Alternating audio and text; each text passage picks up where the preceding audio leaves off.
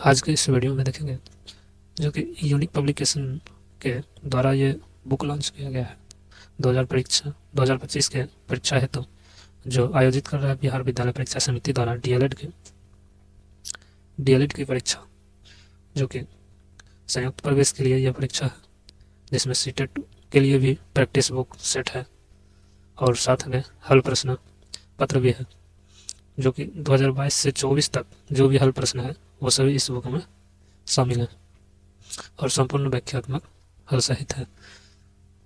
कौन कौन से प्रश्न इसमें विषय में है देखिए, सामान्य हिंदी है, गणित है, विज्ञान है, सामाजिक अध्ययन है और सामान्य अंग्रेजी और रीजनिंग का भी है।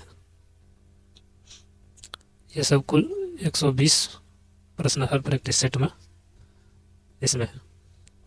चलिए देखते हैं आगे देखेंगे आज के इसमें उसका सिलेबस। देखिए यहाँ पर देखिएगा तो एग्जाम का प्रक्रिया दिया होगा सारा, कितना अंक लाना है, इंट्रेंस कैसा होगा, सीबीटी के जरिए ये होने वाला है एग्जाम, नॉर्मलाइजेशन होगा, अब प्रवेश की अवधि, ये सब वाला टाइम दिया हुआ है। उसके बाद यहाँ सिलेबस देख लेते हैं। पैटर्न इंट्रेंस का क्या एग्जाम होगा देखिए, हिंदी या उर्दू जो होगा 25 नंबर का होगा और अंक भी निर्धारित होगा 25 का। उसी तरह गणित का जो है, गणित भी 25 का होगा और उसका नंबर भी होगा अंक 25 का।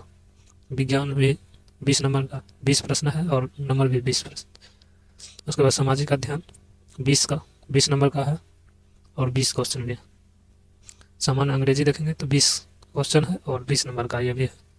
उसके बाद रीजनिंग देखेंगे, रीजनिंग में देखेंगे 10 रीजनिंग रहेगा और 10 नंबर का रहेगा। टोटल देखेंगे तो 120 ये प्रश्न और 120 नंबर का निर्धारित रहेगा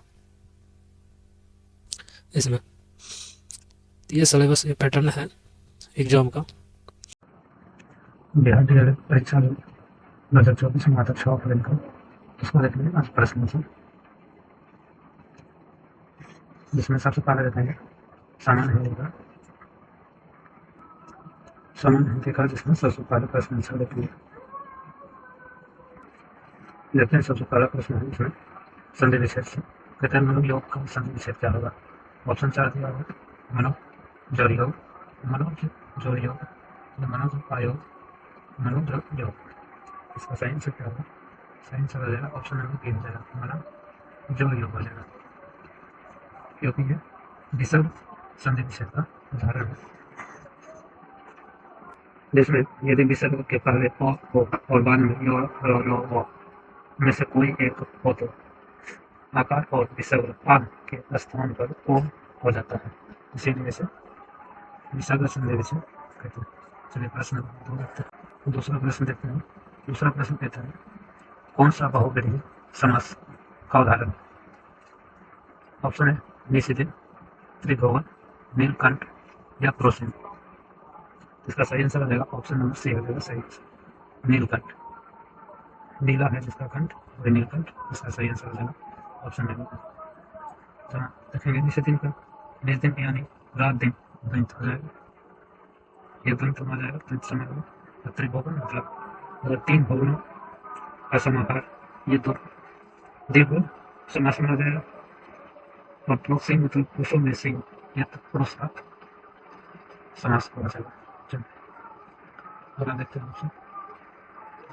अगला प्रश्न है खड़ा कोटा शब्द में समास बताइए कौन सा है। रज समास, तत्पुरुष समास या बहुवचन या दिव्य समास। सही आंसर क्या हो जाएगा, सही आंसर हो जाएगा ऑप्शन नंबर ए हो जाएगा सही आंसर, ऑप्शन नंबर ए हो जाएगा द्वैत समास का हो जाएगा। चलिए 4 नंबर प्रश्न, इसमें एक कहानी दिया हुआ है, जिसमें भगवान श्री कृष्ण के बारे में और उसका आंसर पूछ रहा है कि श्री कृष्ण कहाँ आए थे। इस कहानी में दिया हुआ है कहाँ पे आए थे। ऑप्शन है मथुरा, हस्तिनापुर, कुरुक्षेत्र या गाँव। तो इस कहानी में आप देखेंगे तो दिया हुआ है भगवान हस्तिनापुर आए थे। इसका सही आंसर हो जाएगा, सही आंसर हो जाएगा ऑप्शन नंबर बी हो जाएगा सही answer, option number B Hastinapur हो जाएगा। अगला प्रश्न देखते हैं। अगला प्रश्न है आपकी यात्रा मंगलमय हो किस वाक्य का उदाहरण है। ऑप्शन है संदेहवाचक वाक्य या संकेतवाचक वाक्य या निषेध वाचक या इच्छावाचक वाक्य। इसका सही आंसर क्या हो जाएगा? सही आंसर हो जाएगा ऑप्शन नंबर डी हो जाएगा, इच्छावाचक। ऑप्शन नंबर डी हो जाएगा। चलो अगला प्रश्न देखते हैं। अगला प्रश्न है, चलो एसिड के लिए सही परिभाषित शब्द है कौन सा? अनुकूल है, संक्षेप करना या कमी करना या मान लेना। तो इसका सही आंसर हो जाएगा ऑप्शन नंबर बी हो जाएगा, सही आंसर मान लेना। इसका सही आंसर हो जाएगा, सही परिभाषित मान लेना हो जाएगा। अगला प्रश्न है, कहता है शब्दों का समास सार्थक समूह जिससे किसी भाव विचार को पूर्णतः प्रकट किया जाए वह क्या कहलाता है? ऑप्शन ध्वनि, वाक्य, शब्द या शब्दांश। सही आंसर क्या हो जाएगा? सही आंसर हो जाएगा ऑप्शन नंबर बी हो जाएगा, वाक्य। ऑप्शन नंबर बी हो जाएगा। चलिए अगला प्रश्न कर सकते हैं।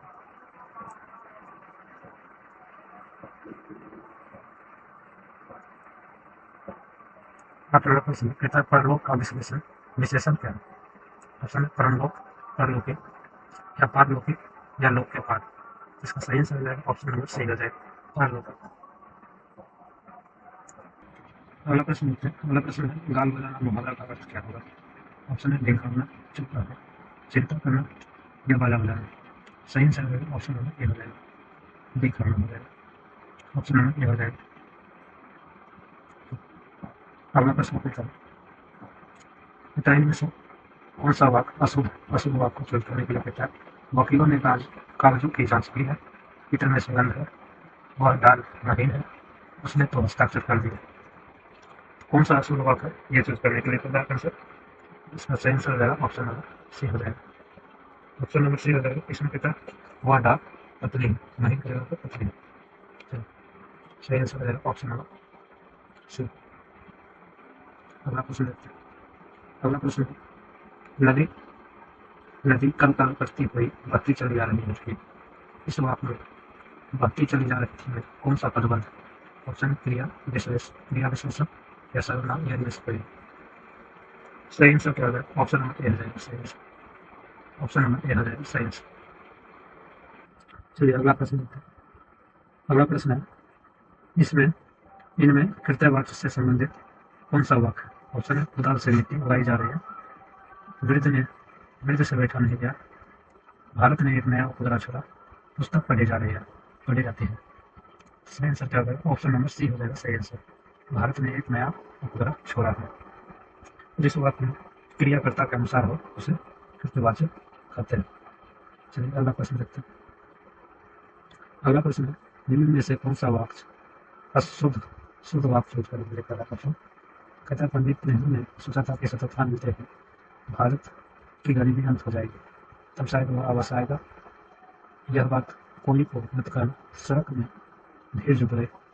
इसका सही आंसर हो जाएगा ऑप्शन नंबर ए हो जाएगा। ऑप्शन नंबर ए हो जाएगा, सही आंसर।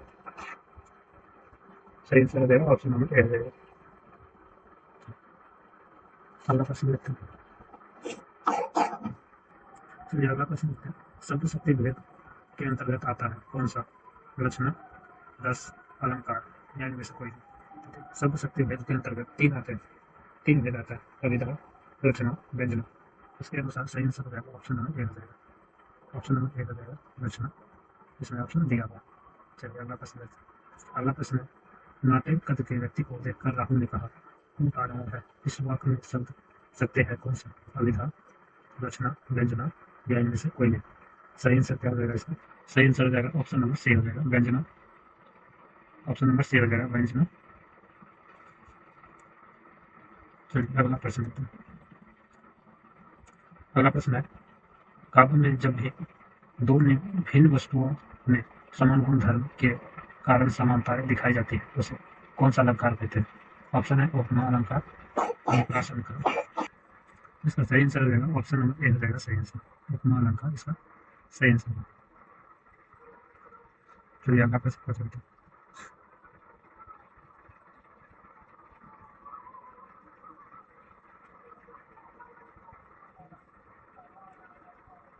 सत्रह नंबर प्रश्न। अगला प्रश्न वर्णों की आवृत्ति को व्यस्त करते हैं अनुप्रास अलंकार या छेकानुप्रास या छोटा लटानुप्रास अलंकार या अंत्यानुप्रास अलंकार।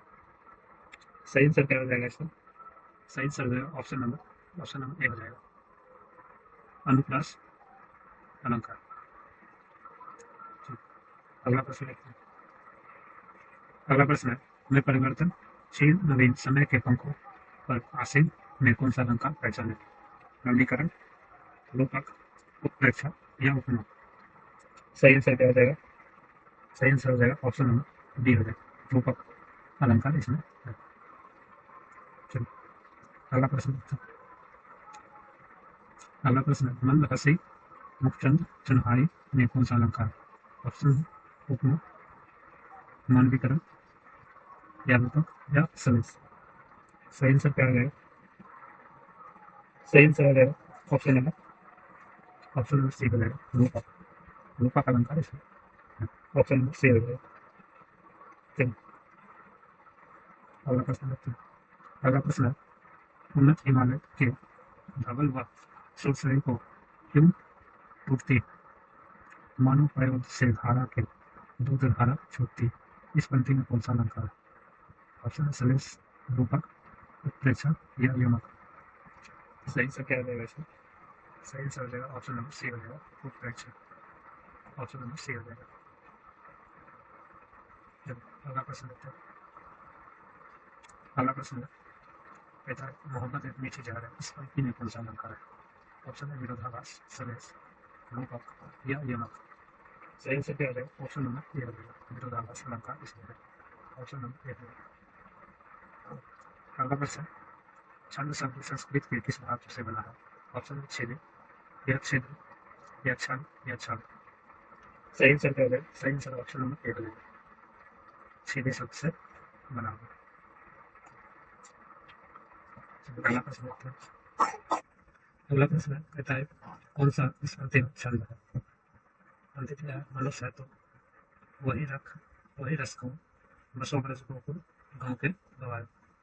कौन सा छंद है ये बताने के लिए ऑप्शन इंद्र वर्जा, सवैया या कवित्व या उपेंद्र वर्जा। सही आंसर क्या हो जाएगा? सही आंसर ऑप्शन नंबर डी हो जाएगा, सवैया हो जाएगा। ऑप्शन नंबर डी हो जाएगा। अगला प्रश्न कहता है पंचाली रीति का संबंध किस काव्य गुण से है?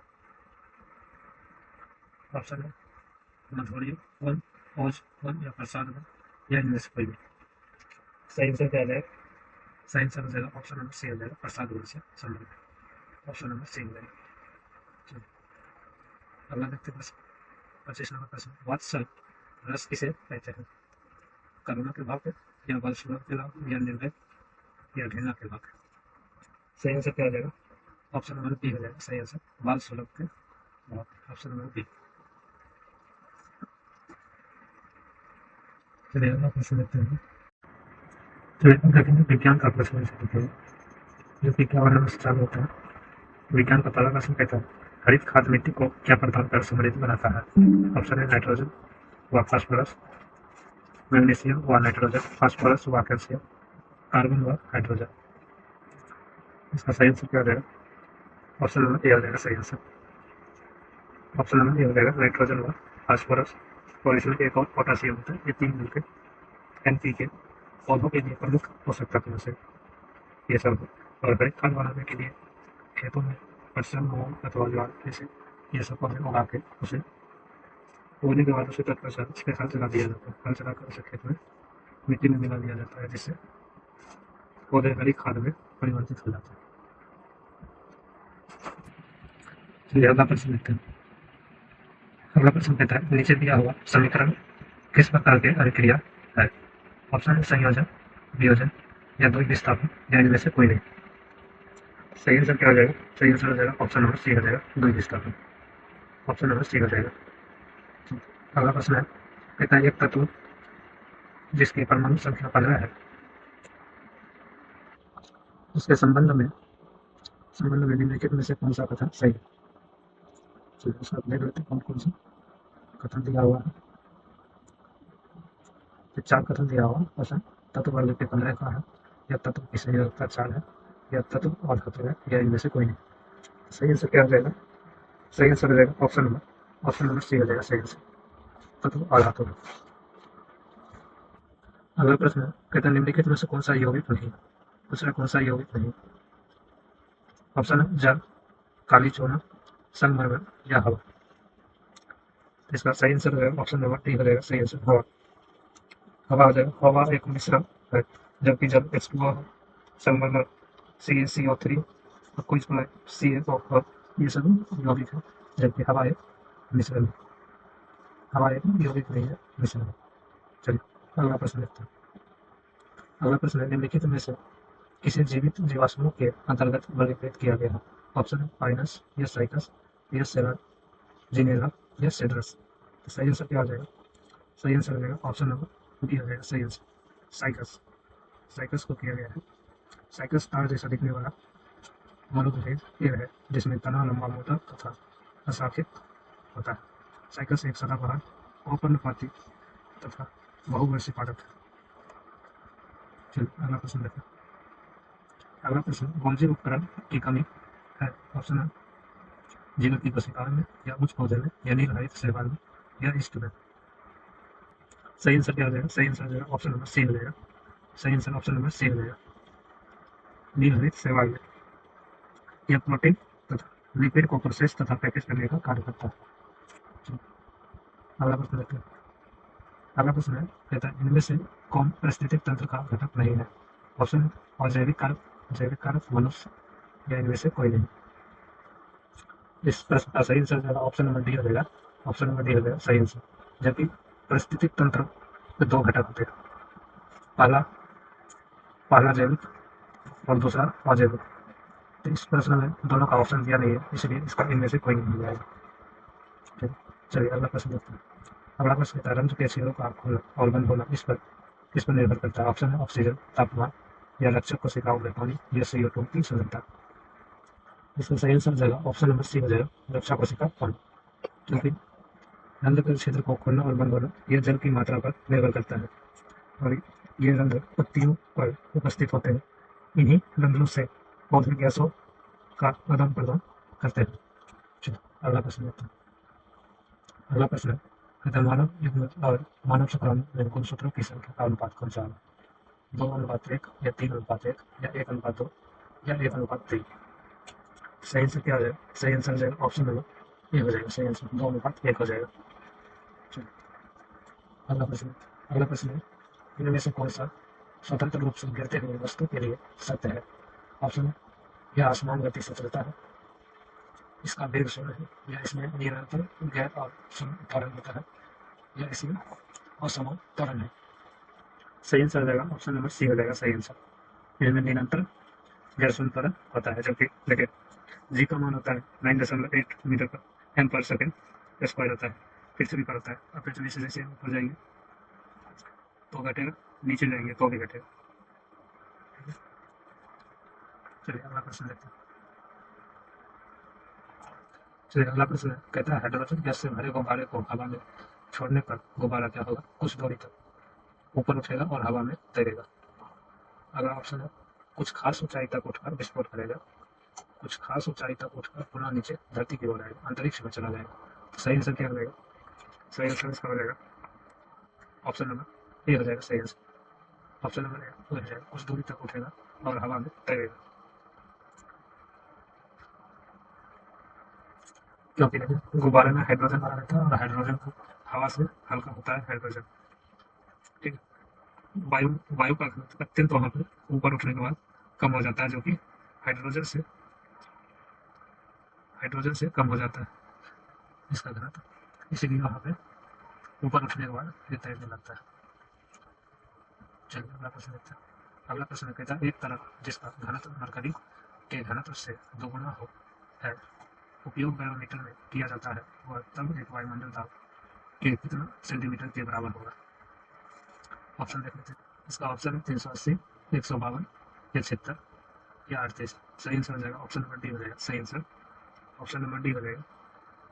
चलिए अगला प्रश्न लेते हैं। ध्वनि उत्पन्न होने के बाद उसको बहुत देर तक बने रहने का उपयोग किया जाता है स्टेलो स्कोप या तुरहिया या मेगाफोन या सभी। सही आंसर क्या हो जाएगा। सही आंसर क्या है? ऑप्शन नंबर डी हो जाएगा सही आंसर। ये सभी के कारण होता है। ऑप्शन नंबर डी हो जाएगा सही आंसर। चलिए अगला प्रश्न देखते हैं। अगला प्रश्न है, कहता है इनमें से कौन सा प्राकृतिक संसाधन नहीं है? प्राकृतिक संसाधन कौन सा नहीं है? मिट्टी, पानी, वायु या बिजली? इसका सही आंसर हो जाएगा ऑप्शन नंबर डी हो जाएगा। प्राकृतिक संसाधन कौन सा नहीं है? डी हो जाएगा, ऑप्शन नंबर डी हो जाएगा। ये सब प्राकृतिक है जबकि ये एक निर्मित है, इसे बनाया जाता है। चलिए अगला प्रश्न देखते हैं। अगला प्रश्न कहता है इनमें से कौन सा लवण जल की अस्थायी कठोरता का मुख्य कारण है? ऑप्शन है मैग्नीशियम सल्फेट या मैग्नीशियम कार्बोनेट या मैग्नीशियम कार्बोनेट या इनमें से कोई नहीं। सही आंसर क्या जाएगा? ऑप्शन नंबर ए हो जाएगा सही आंसर। ऑप्शन नंबर ए सही आंसर हो जाएगा। चलिए अगला प्रश्न देखते हैं। अगला प्रश्न है, कहता चिपको आंदोलन का मुख्य उद्देश्य क्या है? क्या था मतलब? कहता ब्रिटिश को बचाना, वनों को कटाई, सिंचाई, साक्षरता? सही आंसर हो जाएगा, ऑप्शन नंबर ए हो जाएगा। वनों को बचाना था, चिपको आंदोलन के वनों को बचाना था। यह आंदोलन सुंदरलाल बहुगुणा के नेतृत्व में किया गया था। एक अहिंसक आंदोलन था जो वर्ष 1973 ईस्वी में उत्तराखंड के चमोली जिले में, उस समय यह जिला उत्तर प्रदेश में था, अब यह उत्तराखंड में, वहाँ पे यह चालू हुआ था, अब यह उत्तराखंड में चला गया। चलिए अगला प्रश्न देखते हैं। कहता है कच्छ और खंभात की खाड़ी में किस प्रकार की ऊर्जा का विकास की संभावना है? ऑप्शन है जलीय ऊर्जा या सौर ऊर्जा या कोयला ऊर्जा या इनमें से कोई नहीं। सही आंसर क्या हो जाएगा? सही आंसर हो जाएगा ऑप्शन नंबर ए हो जाएगा, जलीय ऊर्जा। ऑप्शन नंबर ए हो जाएगा, जलीय ऊर्जा का संभावना है। भारत में जलीय ऊर्जा की कुल संभावित क्षमता 9000 मेगावाट है। महासागरों में आने वाले ज्वार भाटे से उत्पन्न जलीय ऊर्जा से बिजली का उत्पादन किया जाता है। सही आंसर हो जाएगा ऑप्शन नंबर ए। चलो अगला प्रश्न देखते हैं। कहता है ताप बढ़ने से चालक का प्रतिरोध क्या होता है? बढ़ता है या घटता है? बढ़ता नहीं, घटता नहीं या इनमें से कोई नहीं होगा। सही आंसर क्या हो जाएगा? सही आंसर हो जाएगा ऑप्शन नंबर ए हो जाएगा, बढ़ता है। ऑप्शन नंबर ए हो जाएगा, बढ़ता है। अगला प्रश्न है डायनमो में क्या होता है? यांत्रिक ऊर्जा को विद्युत ऊर्जा में बदलता है या विद्युत ऊर्जा को यांत्रिक ऊर्जा में या रासायनिक ऊर्जा को विद्युत ऊर्जा में या इनमें से कोई नहीं। डायनमो का क्या कार्य होता है? इसका सही आंसर हो जाएगा विद्युत ऊर्जा को, यांत्रिक ऊर्जा को विद्युत ऊर्जा में बदलता है। ऑप्शन नंबर ए बिल्कुल, यांत्रिक ऊर्जा को विद्युत ऊर्जा में बदलता है। चलो, अगला प्रश्न कहता है रेटिना प्रकाश को प्रवर्तित करते हैं। ऑप्शन नंबर है विद्युत ऊर्जा या विद्युत सिग्नल या वास्तविक प्रतिबिंब या इनमें से कोई नहीं। सही आंसर क्या हो जाएगा? सही आंसर हो जाएगा ऑप्शन नंबर डी हो जाएगा, विद्युत सिग्नल। ऑप्शन नंबर डी हो जाएगा, विद्युत सिग्नल हो जाएगा। अगला प्रश्न देखते हैं। अगला प्रश्न है सामाजिक अध्ययन। सामाजिक अध्ययन से देखेंगे, ये था इससे पहले देख रहे थे विज्ञान का, अब देखेंगे सामाजिक अध्ययन, जो कि 71 में वर्ष चालू हो रहा है। पहला प्रश्न कहता है हिटलर किसका प्रवर्तक था? ऑप्शन है नाजीवाद का या फासीवाद का या उग्रवाद का या इनमें से कोई नहीं। सही आंसर क्या हो जाएगा? सही आंसर हो जाएगा ऑप्शन नंबर ए हो जाएगा, नाजीवाद का था। हिटलर क्या था? नाजीवाद का प्रवर्तक था। नाजीवाद एक विचारधारा था जिसकी शुरुआत 1920 के दशक में हुआ था। यह 1945 में द्वितीय विश्व युद्ध के अंत तक चला और फासीवाद का उदय प्रथम विश्व युद्ध के बाद इटली में हुआ था। इसके जन्मदाता बेनिटो मुसोलिनी थे। अगला प्रश्न देखते हैं। अगला प्रश्न कहता है इनमें से कौन सा वाणिज्य कृषि नहीं है? ऑप्शन है वाणिज्य अनाज कृषि, मिश्रित कृषि, कार्बनिक कृषि या रोपण कृषि। सही आंसर क्या हो जाएगा? सही आंसर हो जाएगा ऑप्शन नंबर सी हो जाएगा, सही आंसर कार्बनिक हो जाएगा। सही आंसर कौन पूछ रहा है? कौन सा नहीं है? कार्बनिक हो जाएगा, कार्बनिक नहीं है। तो वाणिज्य कृषि में फसल उत्पादन और पशुपालन बाजार में विक्रय किया जाता है। इनमें विस्तृत कृषि क्षेत्र और अधिक पूंजी का उपयोग किया जाता है। अधिकांश कार्य मशीनों के द्वारा किया जाता है। ठीक है, अगला प्रश्न देखते हैं।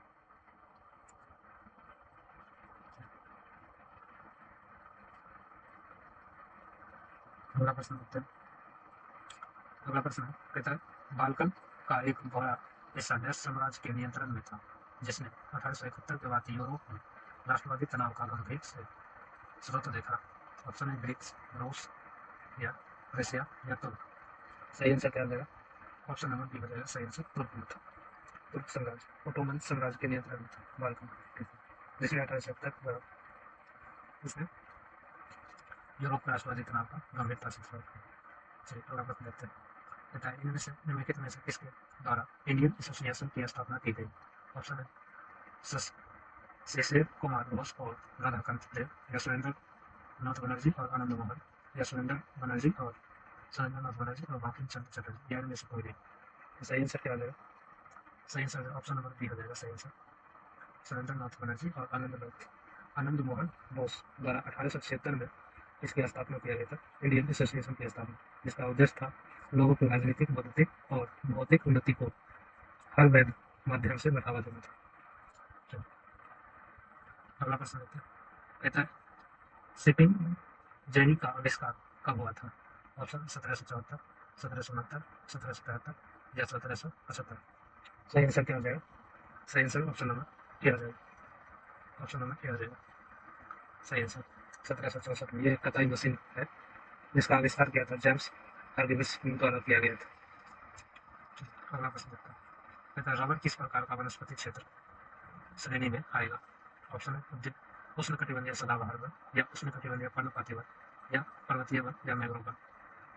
तो सही आंसर क्या हो जाएगा? सही आंसर हो जाएगा ऑप्शन नंबर क्या हो जाएगा? सदाबहार वन। उष्णकटिबंधीय सदाबहार वन में आ जाएगा ऑप्शन नंबर ए आ जाएगा। उष्णकटिबंधीय सदाबहार वन पश्चिम घाटों में अधिक वर्षा वाले क्षेत्र लक्षद्वीप, अंडमान और निकोबार द्वीप समूह, असम के उत्तरी भाग तथा तमिलनाडु के तट के तक पाई जाती है। इन वनों में अगलोस, एबोनी, महोगनी, रोजवुड, सिकागो आदि वृक्ष भी पाए जाते हैं। उष्णकटिबंधीय पर्णपाती वन में सागौन, बांस, साल, शीशम, चंदन, खैर, कुसुम, अर्जुन तथा शहतूत के वृक्ष पाए जाते हैं। और पर्वतीय वन में चीड़, पाइन, देवदार, सिल्वर, फर्न, स्प्रूस, सीडर आदि वृक्ष पाए जाते हैं। मैंग्रोव वन में सुंदरी वृक्ष पाए जाते हैं। सही आंसर है ऑप्शन नंबर सदाबहार वन, उष्णकटिबंधीय सदाबहार वन। अगला प्रश्न देखते हैं। अगला प्रश्न कहते हैं धुएं और कोहरे को का सम्मिलित रूप क्या कहलाता है? उसमें ओस, वर्षा, बर्फ, ओला या धूल। सही आंसर क्या हो जाएगा? सही आंसर हो जाएगा ऑप्शन नंबर बी हो जाएगा धुंध। धुंध यानी स्मॉग, स्मॉग धुंध हो जाएगा सही आंसर। अगला प्रश्न है भारत का कौन सा राज्य सबसे अधिक मात्रा में दालों का उत्पादन करता है? ऑप्शन है महाराष्ट्र, उत्तर प्रदेश, मध्य प्रदेश या राजस्थान। सही आंसर हो जाएगा ऑप्शन नंबर सी हो जाएगा, जब मध्य प्रदेश हो जाएगा option number C. Option number C हो जाएगा। अगला प्रश्न कहता है बालाघाट खानों में निम्नलिखित में से किस प्रकार खनिज का खनन किया जाता है? ऑप्शन है मैग्नीज, एल्युमिनियम, कॉपर या चूना पत्थर। सही आंसर क्या हो जाएगा? सही आंसर हो जाएगा ऑप्शन नंबर सी हो जाएगा, कॉपर का किया जाता है ऑप्शन नंबर सी, जिसमें 52% तांबा प्राप्त किया जाता है जिससे इस कारण से। सही आंसर हो जाएगा सी। अगला प्रश्न है कहता है टैक्सो नामक एक रासायनिक यौगिक जो हिमालय युग की छाल, सुइयों, टहनियों और जरूर से निकाला जाता है का उपयोग गैस के इलाज के लिए किया जाता है और ये बीमारी के लिए दुनिया में सबसे अधिक बिकने वाली दवा है। ऑप्शन है क्षय रोग, मलेरिया या मधुमेह या कैंसर। सही आंसर हो जाएगा ऑप्शन नंबर डी हो जाएगा। ऑप्शन नंबर डी हो जाएगा, कैंसर के लिए एक विशेष लाभदायक होता है। चलो अगला प्रश्न देखते हैं। कहता है परमाणु ऊर्जा एक डैश है, ऊर्जा के नवीकरण स्रोत या ऊर्जा के गैर नवीकरण स्रोत, या ऊर्जा न तो नवीकरण और न ही गैर नवीकरण, या इनमें से कोई नहीं। सही आंसर क्या हो जाएगा? सही आंसर हो जाएगा ऑप्शन नंबर बी हो जाएगा, ऊर्जा का गैर नवीकरण स्रोत हो जाएगा। चलिए अगला प्रश्न देखते हैं।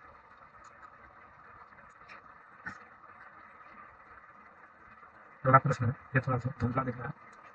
कहता है निम्नलिखित में से कौन सा उद्योग सर्वाधिक सार्वजनिक क्षेत्र के अंतर्गत आता है? ऑप्शन है जेके सीमेंट उद्योग, या रेडीमेड कृत्रिम वस्त्र उद्योग, या बोकारो लौह इस्पात उद्योग, या टाटा लौह इस्पात। इस प्रश्न का सही आंसर है ऑप्शन नंबर सी हो जाएगा। ऑप्शन नंबर सी हो जाएगा, बोकारो लौह इस्पात उद्योग, जो कि रूस की सहायता से झारखंड में बोकारो के झारखंड में इसका शुरुआत किया गया था 1964 में इसका शुरुआत किया गया था इसलिए। चलिए अगला प्रश्न है कहता बिहार का कितना क्षेत्र वनों से आच्छादित है? ऑप्शन है 0.2 या 0.28 या 0.33 या 0.07। सही आंसर हो जाएगा ऑप्शन नंबर 7 डी हो जाएगा, 0.07% है। अगला प्रश्न कहता है चिली किस महाद्वीप में स्थित है? ऑप्शन है अफ्रीका, एशिया, दक्षिण अमेरिका या उत्तरी अमेरिका। सही आंसर क्या हो जाएगा? ऑप्शन नंबर सी हो जाएगा, दक्षिण अमेरिका में स्थित है। दक्षिण अमेरिका में स्थित है, जिसका राजधानी है सैंटियागो तथा मुद्रा है पीसो। चलिए अगला प्रश्न है कहता है भारत संविधान में मौलिक कर्तव्य किस देश से लिया गया? ऑप्शन है ऑस्ट्रेलिया, रूस, अमेरिका या ब्रिटेन। सही आंसर हो जाएगा ऑप्शन नंबर बी हो जाएगा। ऑप्शन नंबर बी हो जाएगा, रूस से लिया गया। अगला प्रश्न है भारत के मुख्य न्यायाधीश की नियुक्ति कहते हैं कौन सा नियुक्त करता है? ऑप्शन है भारत के राष्ट्रपति, संसद, चुनाव आयोग या प्रधानमंत्री। सही आंसर हो जाएगा ऑप्शन नंबर ए हो जाएगा। ऑप्शन नंबर ए हो जाएगा, भारत के राष्ट्रपति नियुक्त करता है। अगला प्रश्न कहता है इनमें से कौन सा लोकतंत्र को मजबूत प्रदान नहीं करता है? ऑप्शन है विविधता में एकता या सर्वधर्म संभव या विविधता में सामंजस्य का अभाव और संघर्ष या विविधता को राजनीतिक पर प्रभाव। तो सही आंसर क्या हो जाएगा? सही आंसर हो जाएगा ऑप्शन नंबर सी हो जाएगा। सही आंसर विविधता में सामंजस्य का अभाव। चलिए अगला प्रश्न कहता है भारतीय जनता पार्टी का मुख्य प्रेषक उद्देश्य सिद्धांत क्या है? ऑप्शन है बहुजन समाज, क्रांतिकारी लोकतंत्र, एकात्मवाद, मानवतावाद या आधुनिकता। सही आंसर हो जाएगा ऑप्शन नंबर डी हो जाएगा, आधुनिकता। ऑप्शन नंबर डी हो जाएगा। अगला प्रश्न कहता है निम्नलिखित में से कौन सी सामाजिक समस्या की विशेषता है? ऑप्शन है इसका प्रभाव समाज के एक बड़े वर्ग पर पड़ता है या हमेशा निराशा पैदा करता है या इनमें से कोई नहीं या इनमें से सभी। तो सही आंसर क्या हो जाएगा? सही आंसर हो जाएगा ऑप्शन नंबर ए हो जाएगा। ऑप्शन नंबर ए हो जाएगा सही आंसर, इसका हमेशा प्रभाव बड़े वर्ग पर पड़ता है। चलिए अगला प्रश्न कहता है भारत में लोकतंत्र की क्या चुनौती है? ऑप्शन है आतंकवाद, जातिवाद, परिवारवाद या इनमें से सभी। सही आंसर हो जाएगा ऑप्शन नंबर डी हो जाएगा, ये सभी हो जाएगा, ऑप्शन नंबर डी हो जाएगा। और ये लास्ट प्रश्न इसका आज का इस वीडियो में ये लास्ट प्रश्न है। फिर से आएंगे नए वीडियो लेकर जिसमें अलग टॉपिक रहेगा।